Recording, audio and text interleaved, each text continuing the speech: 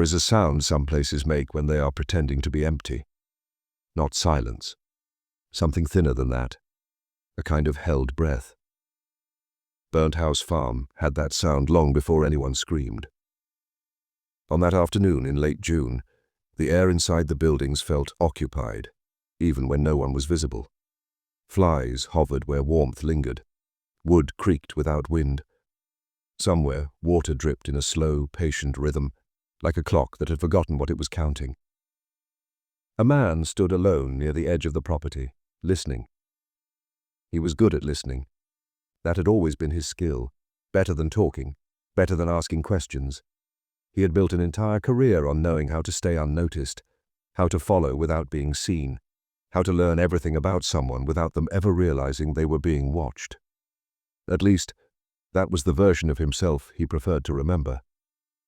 What he did not know yet was that this place would follow him for the rest of his life, no matter what name he used, no matter what country he fled to, no matter how expensive the walls around him became.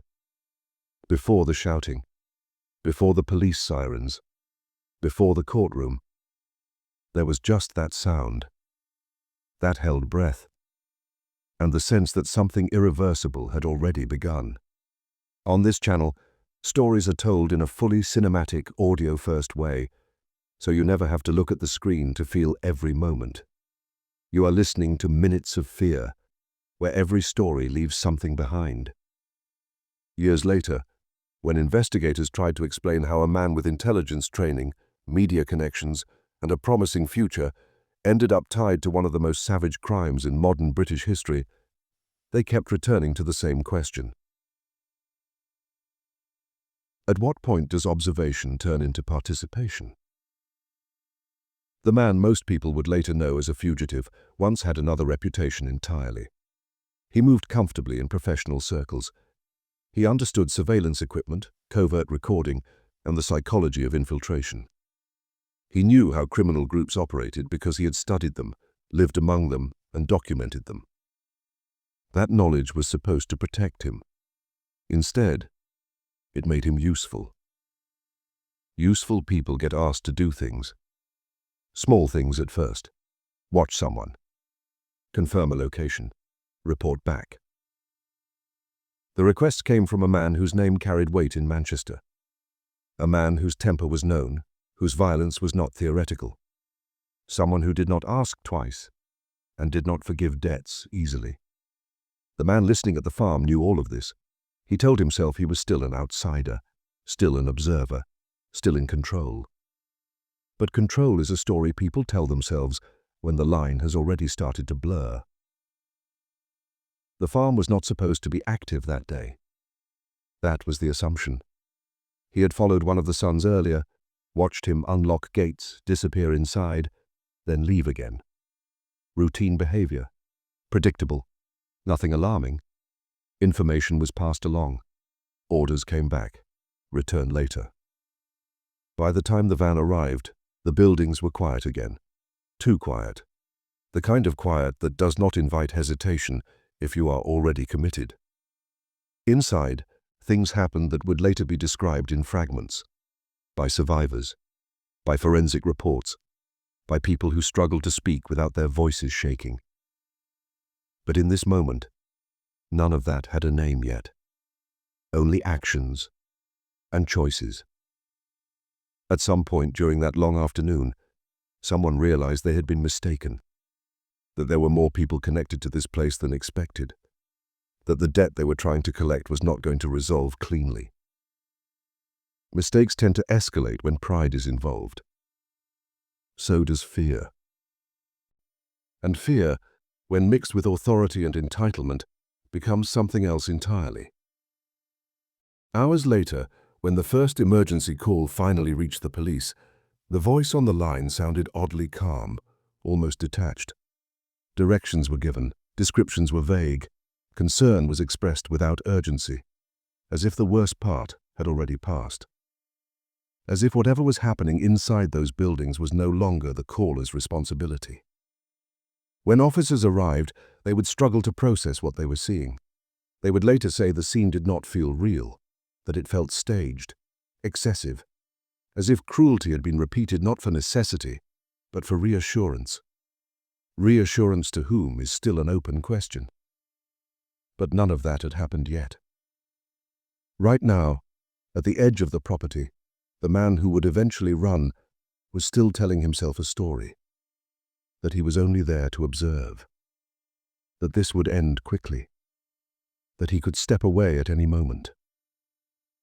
The held breath inside the farm did not release. It deepened.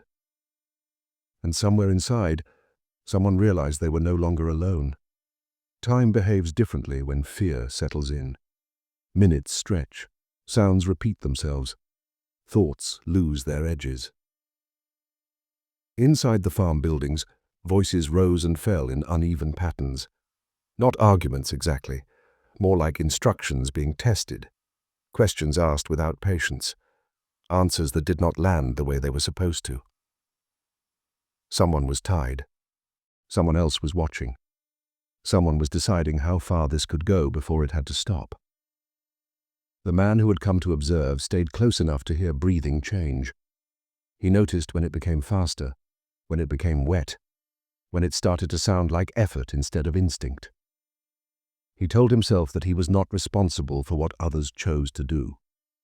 This is how distance works. Not physical distance, moral distance. It is built sentence by sentence inside the head. I did not plan this. I am not the one asking questions. I am just here. But being present is its own kind of action. The first real mistake happened when someone demanded money that did not exist in the way they imagined. Debts had been passed around like rumors, figures repeated so often they felt solid. When reality did not match expectation, irritation replaced strategy. Pain became leverage. That is usually how it begins. Not with rage, but with impatience. Hours passed without anyone checking the time. Outside, the day shifted quietly toward evening. Light softened, shadows lengthened. No one inside seemed to notice. When another man arrived at the property, unaware of what had already unfolded, the atmosphere changed. Fear multiplied. Control became harder to maintain. Violence grew less purposeful and more expressive. The observer noticed that shift. He felt it in his chest before he understood it intellectually. This was no longer about money, or loyalty, or sending a message. This was about not losing face. Witnesses complicate things. Families complicate things even more. When the younger voices appeared, panic took a sharper shape. Threats escalated because retreat was no longer imaginable. Every additional person in the room made the outcome heavier. At some point, someone crossed a line they could not uncross. No one announced it. No signal sounded. It simply happened. And once that line was crossed, restraint stopped making sense. The observer later said he did not remember certain moments clearly. That memory blurred. That adrenaline interfered with perception. But trauma experts will tell you something else. People remember what they want to survive remembering. What they do not remember tends to be the parts that implicate them. When the breathing stopped in one corner of the room, no one spoke right away. Silence returned, thicker than before. The kind of silence that presses inward. Someone suggested moving on. Someone suggested checking the house. Someone suggested calling it in. The observer did not argue. By then, his silence had already chosen a side. When police lights eventually cut across the property, everything fractured at once. Movement, panic, running feet, doors left open, objects abandoned exactly where they fell. The observer ran too. Not because he was chased, but because staying would mean becoming something he could no longer deny. Later, investigators would reconstruct the timeline piece by piece.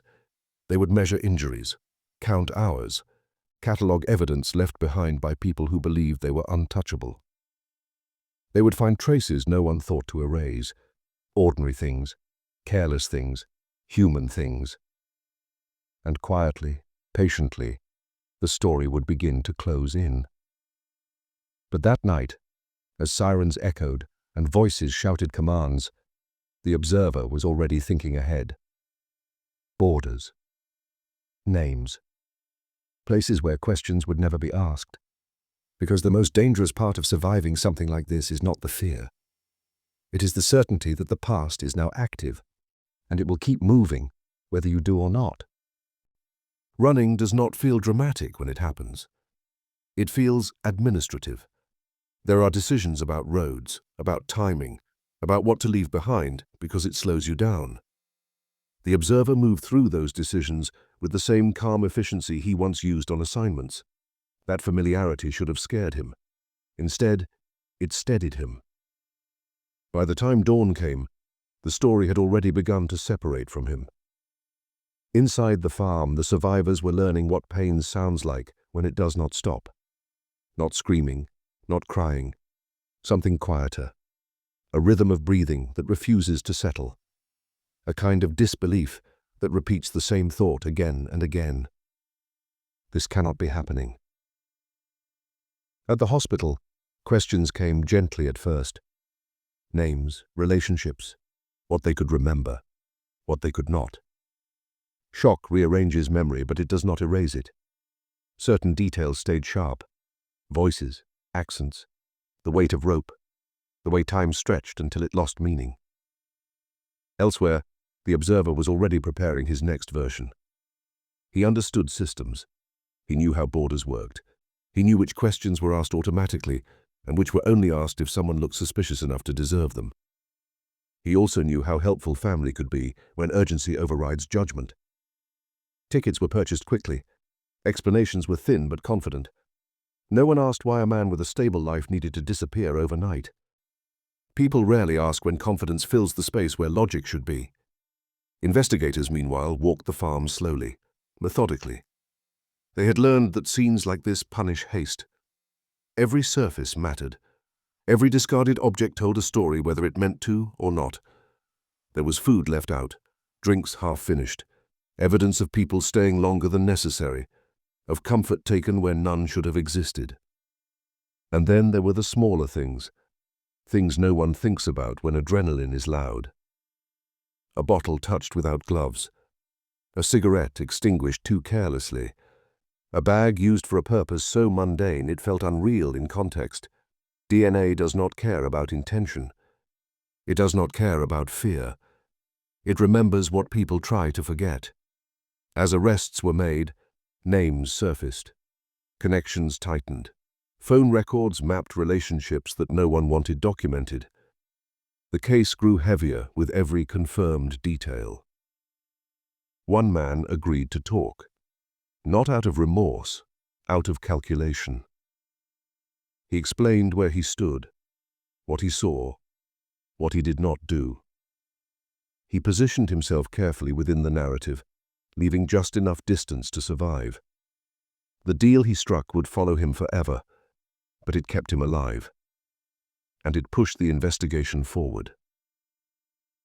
When the observer's name finally emerged, it did not come with surprise, only a kind of grim recognition. The profile fit. The skills explained certain choices. The absence explained others. By then, he was already somewhere warm. Sunlight on stone. Salt in the air. A new name spoken easily by strangers. He built a life that looked impressive from the outside. Work that sounded legitimate. Stories that traveled well. The kind of success that discourages scrutiny. Years passed. Cases like this rarely fade for the people inside them. For everyone else, they slowly lose sharpness. New crimes replace old ones. New headlines push history further back. The observer relied on that. He believed time would do the work, distance could not. What he did not account for was patience. Law enforcement patience is different from waiting. It is active, quiet, persistent. Files are not closed so much as set aside, where they continue to breathe. When his name surfaced again, it did not arrive as an accusation. It arrived as a question. And questions, once asked, have a way of following you. The question did not come with urgency. That was the unsettling part. It surfaced quietly, years after the violence had hardened into memory. Not through a knock at the door or flashing lights, but through paperwork. Lists. Databases that do not forget even when people do. A name appeared where it should not have. At first it felt abstract, almost flattering. Being noticed after so long suggested significance. He told himself it was coincidence, a clerical overlap, something that would dissolve once examined. People who believe they are safe often mistake attention for curiosity. Behind the scenes, old files were being reopened, not dramatically, not ceremonially, just removed from shelves and placed back onto desks. Investigators revisited details that once seemed excessive. They reread statements that had felt unreliable at the time. They listened again to recordings, this time without the pressure of immediacy. Patterns emerged. Not new ones, old ones finally allowed to speak. Survivors had aged. Trauma had settled into their bodies in different ways. Some memories sharpened with time, others softened enough to be spoken aloud. The story they carried had never changed. Only their ability to tell it had. Meanwhile, the observer maintained his routine. Work, social gatherings, even moments of pride. He had learned how to present himself as someone who had always belonged wherever he stood. But cracks appear in routines long before they appear in walls. A delay here. An unexplained question there. Requests for documentation that felt unnecessary. Extradition is not fast. It is procedural, boring, suffocating in its precision. Each step removes another layer of illusion. Each form narrows the future. He denied everything. Not loudly, not emotionally, with composure. In courtrooms, composure is often mistaken for credibility. He relied on that, on his voice, on the way he could answer questions without appearing defensive. He framed himself as misunderstood, as adjacent but not involved. And for a moment, it almost worked. A familiar figure stepped forward to support him. Someone from his past. Someone whose presence suggested reliability. The testimony complicated things, introduced doubt where certainty had been forming. Doubt is powerful, powerful enough to pause judgment, powerful enough to force repetition. But repetition has a cost. The second time around, the room felt different, less curious, more resolved. Evidence was not presented as spectacle. It was presented as accumulation. Small things, consistent things, things that do not require interpretation. DNA does not change its story. Phone records do not forget conversations. Timelines do not bend out of kindness. The observer's confidence thinned. His answers shortened. His pauses grew longer. The performance faltered because the role had been sustained for too many years. When the verdict came, it was not dramatic. No shouting, no collapse, just a sentence spoken clearly. Life, with time attached.